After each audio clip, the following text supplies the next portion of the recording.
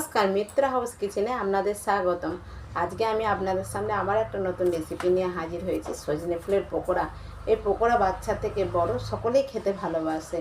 তাই এই রেসিপিটা প্রথম থেকে লাস্ট পর্যন্ত দেখার জন্য আপনাদের কাছে অনুরোধ রইল।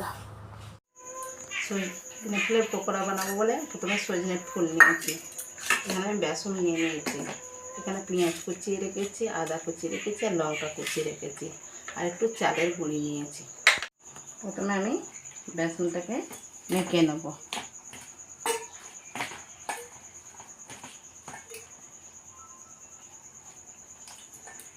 এতে একটু চালের গুঁড়ি দেবো, চালের গুঁড়ি দিলে মুচমুচে হবে পকোড়াগুলো। দিয়ে এবার ফাটিয়ে নেবো একটু। ঠিক আছে, এবার আমি নুন দেবো, একে একে সব দিয়ে সুন্দর করে এটাকে আমি মাখিয়ে নেবো।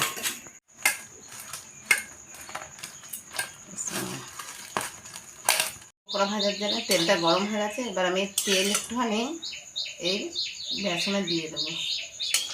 আমি তো চালের গুঁড়ি দিয়েছি, এবার এই গরম তেল দিলে আরও মুচমুচে হয় পকোড়াগুলো। একে একে ছেড়ে দেবো।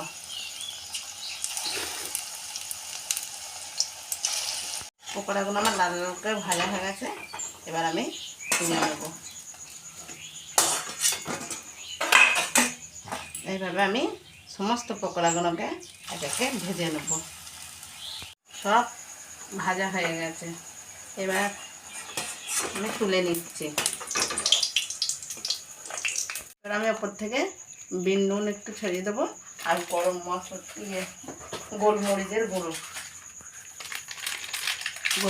গুঁড়ো ওপর থেকে ছড়িয়ে দেবো।